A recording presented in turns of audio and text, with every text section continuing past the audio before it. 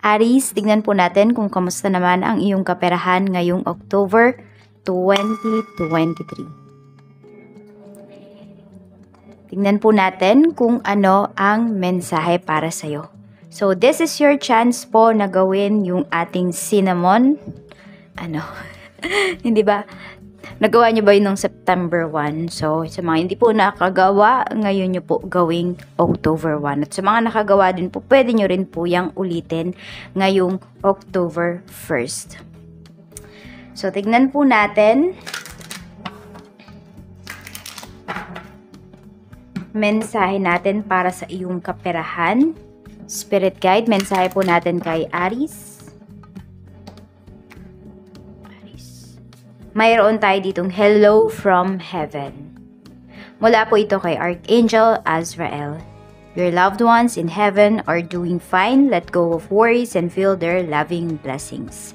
So may mga bagay kayo na hindi ginagawa, pinipigilan o hinahadlangan ninyo yung inyong sarili kasi po yung iba sa inyo pwedeng nasa stage of grieving pa rin kayo. So nalulungkot pa rin yung iba sa inyo. So meron ditong mga nade-delays na mga blessings po sa life ninyo.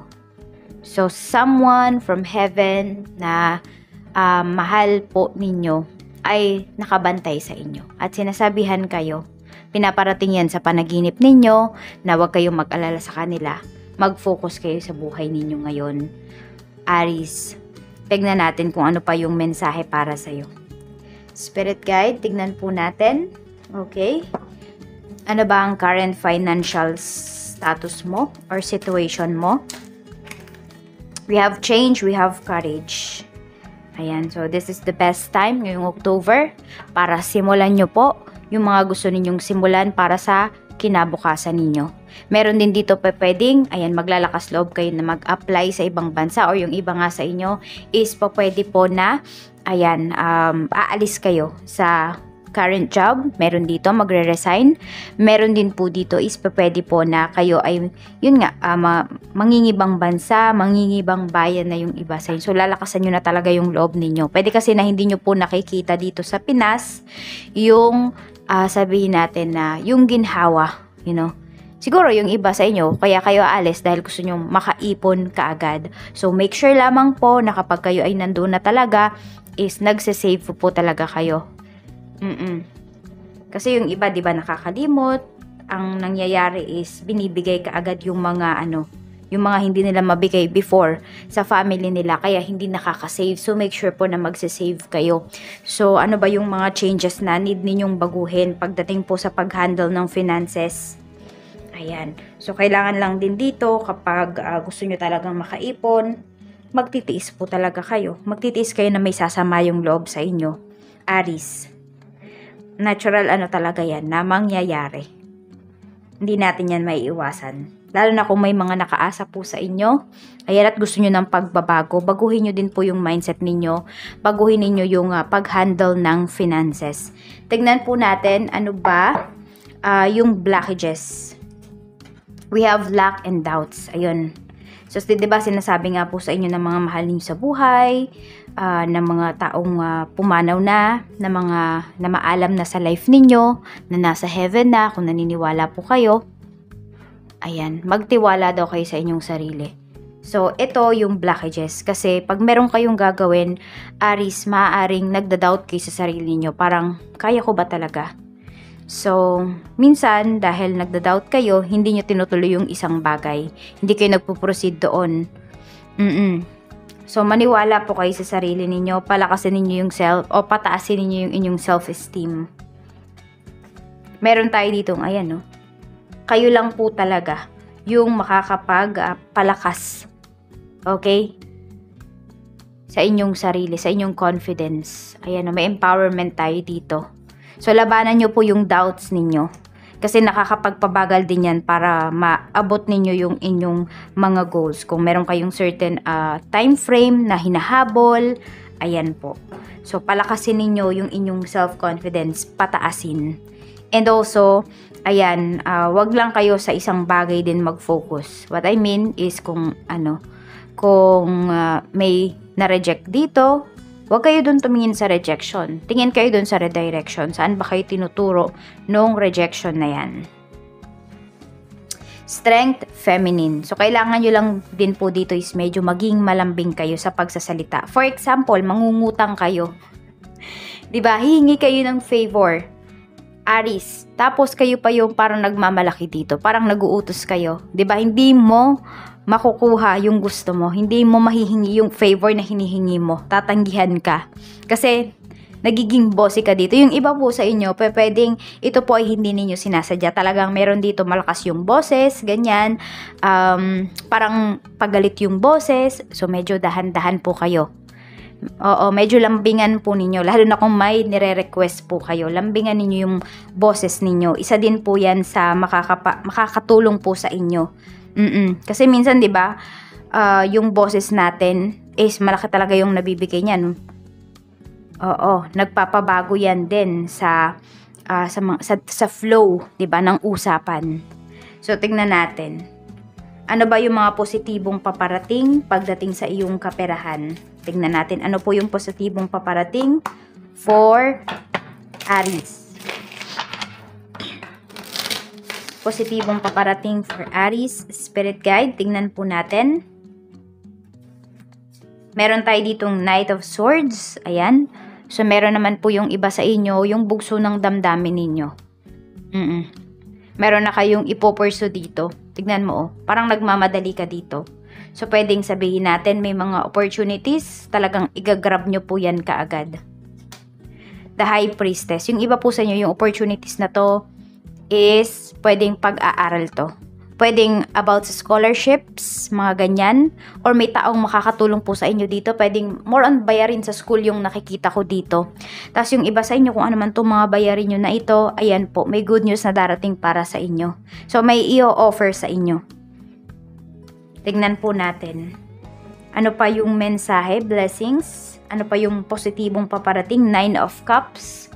Ayan po, meron din dito mananalo kung meron kayong competition na sasalihan. Ayan, makakapag-boost din po ito ng confidence niyo. And kung meron kayong binibuild na name, mabibuild nyo talaga yung name niyo ngayong October. Makikilala kayo dito. Sabihin natin, sa larangan ba ng sports? Saan ba kayo magaling, Aries? So, doon po. Doon kayo magtutok. Doon nyo itutok yung inyong focus, yung inyong mind. And mag-grow po kayo dyan. Magiging successful kayo. So, ayan po kung ano man tong basta may award kayo na marireceive and happy kayo dito. Magiging happy talaga kayo. So, parang kung may isip mo, buti na lang pala, lumaban ako. Buti na lang pala, sumali ko dito sa isang competition na to. Tignan po natin ano naman yung mga negative things na pwedeng mangyari na pwede nyo pong iwasan. Kaya titignan natin. We have Wheel of Fortune. So, meron dito pwedeng mag-aalok sa inyo, diba? Medyo pag-aralan nyo po ito kasi baka naman mamaya yung ialok sa inyo dito, ayan o, nagda-doubt na kasi kayo dito. So, follow nyo yung intuition ninyo kasi may doubts na kayo. Ibig sabihin, may hint na sa inyo si universe. Parang tinatapik ka na ni universe. Parang tinatapik ka na sa mukha ni universe. Na, uy, gising. Hindi yan makakabuti sa'yo. So, wag nyo pong iba-block yung energy na yan. Kung yan ay nafe-feel ninyo. So, pwede kasi may big amount of money, mabilisan na money na alok sa inyo dito. Tapos, kayo naman dahil mabilisan yun, kikita ka kagad, mapoprovide mo kagad yung pangangailangan ng family mo, papatulan mo. So, mag-ingat kayo kasi baka mamaya mas malaki pa yung mailabas ninyo kaysa dun sa kitain ninyo. Or totally wala kayong ma-receive. Ace of Cups. Ayan. So, more on yun nga. Yung puso nyo kasi, yung emosyon ninyo yung mangingibabaw dito. Kaya, huwag kayong magpapadala. Meron tayo ditong The Hermit. Ayan, pinapaalalahanan po kayo dito na, ayan, magsaliksik daw po kayo. Ito, lambingan mo yung pagsasalita. Ganito kasi yan, pwedeng may kausap kayo, 'di ba? So, parang kapag na-feel ka agad nung tao na nagda-doubt kayo, it's either i-block na kayo or hindi na kayo i-entertain. O kaya naman, ayun, mahuhuli ka agad kayo na, nag-i-spy tong taong to. Matalino yung taong to, hindi natin to maloloko. Kaya medyo lambingan ninyo. Maayos ba yung pagsasalita? Maayos yung pagtatanong? Ganyan po yung gawin ninyo. Lagyan nyo nga talaga ng pagmamahal. Ito yung sinasabi ni universe. Yung mga sinasabi ninyo, mas maganda kung galing sa puso. Or may pagmamahal, may softness Yun yung naano ko dito, may softness. Tignan natin, any source of income po na pwedeng pandagdag, ayan, or makatulong po sa inyo. Saan po ito manggagaling? We have the moon. Ayan, yung iba sa inyo, may mga tela-tela dito, may mga tali. Pwede po yan. And for some of you, kasi the moon, pwede po na yung mga minanifest ninyo, kung ano man po yung mga minanifest ninyo, pwedeng makuha nyo siya ngayong October. Ayan. So, more on tali. Okay, sapatos yung nakikita ko dito. Meron din yung iba po sa inyo, pwedeng sa buhok. Okay, so parang mga long strands kasi ito. Meron ba dito nagbebenta kayo ng mga pagkain? Kunwari, pansit, spaghetti, basta yung mahahaba siya. Ayan po. So, source of income din is yung, yung gusto nyo talaga, yung desire po ng puso ninyo. Pwede nyo yung pagkakitaan. Saan ba talaga kayo magaling? Fire signs. Yung iba naman sa inyo, din naman kailangan na magaling kayo sa isang bagay kasi pwede naman po talagang pag-aralan yung isang bagay. Ayan, so kung meron kayo ditong matututunan ngayong month, pwede nyo po yung pagkakitaan. Pastillas, meron din ako naririnig dito. So, yung iba, diba? Pero meron kasing version na yung niluluto pa yung gatas. Meron naman yung powdered milk. Ayan. So, try nyo po. Baka dyan kayo sumikat. Dyan kayo maging successful. We have 9 of Wands.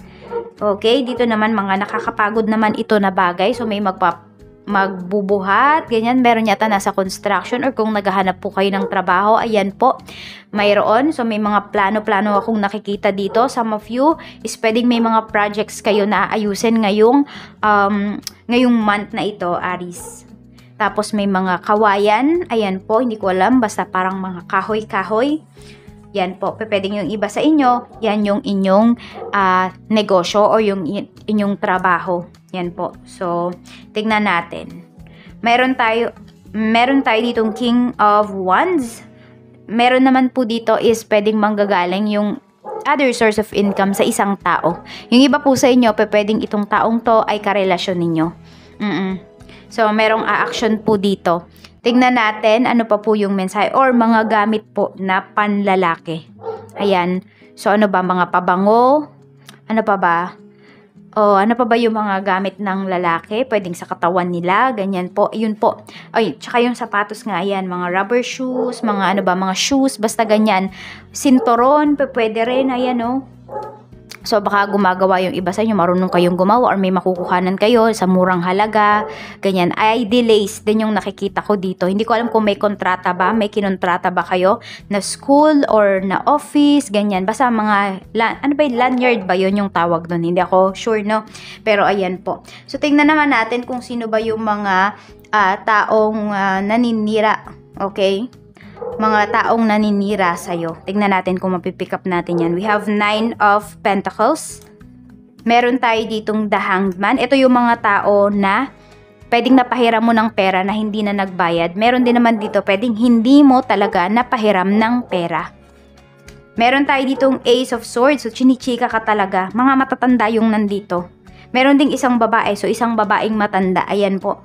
Pwede na iyan. Letter C, yung pangalan. Merong letter C. Hindi ko alam kung umpisa ba yan, sa gitna.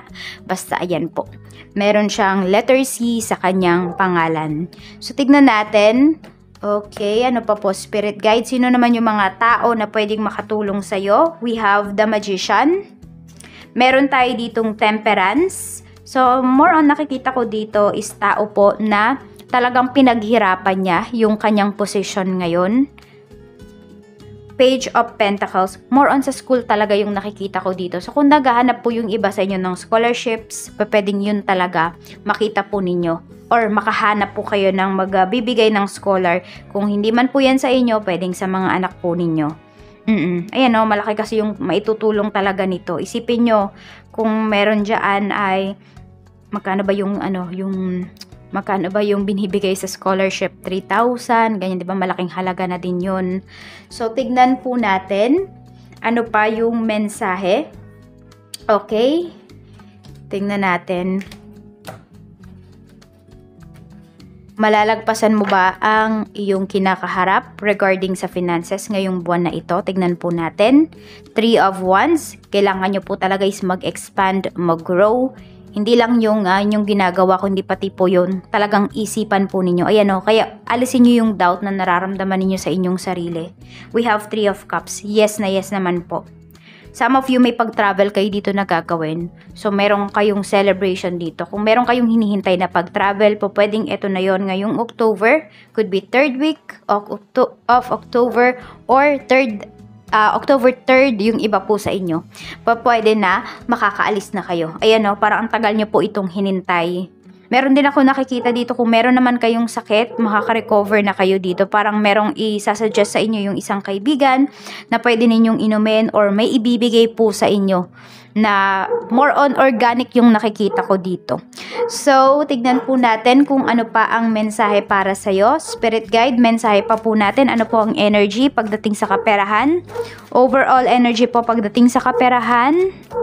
Mayroon tayo ditong heartbroken. Ayan, meron tayo ditong deeply hurt, sad, separation, breakup, feeling lost, grieving, and mourning. Ngayon nga, yung iba sa inyo, ito din yung sinasabi. So, some of you po pwedeng broken-hearted pa rin kayo. Hindi ko kasi alam kung asawa nyo ba to.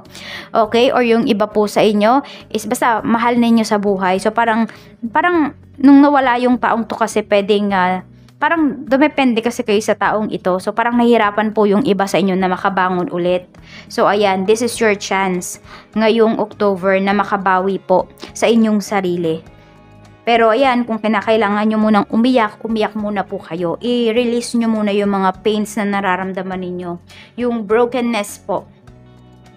So, ayan, kaya ito'y nararamdaman din ng iba sa inyo kasi merong aalis dito. Meron kasi magpo-pursue na talaga ng career sa ibang bansa. Kaya po, ayan, nalulungkot kayo kasi syempre may maiiwan kayo dito. Pero sacrifice po talaga. Ayan. So, meron po tayo ditong wishing candle. Mag-wish na po kayo regarding your finances. So, ang napili ko ay green para po sa inyong money. Mag-wish na po kayo. Pwede nyo pong i-pause yung video natin. Feeling ko namamatay siya. Ayan po. I-pause nyo na lang po kung madami kayong wish.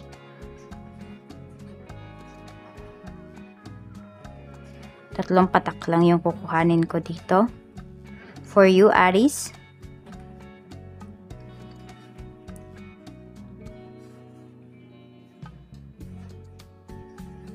Maraming salamat po. At sabay-sabay na po natin itong i-blow. Mag-iingat po kayo always and more blessings to come. Siksik, liglig at umaapaw na blessings ang marireceive mo ngayong October.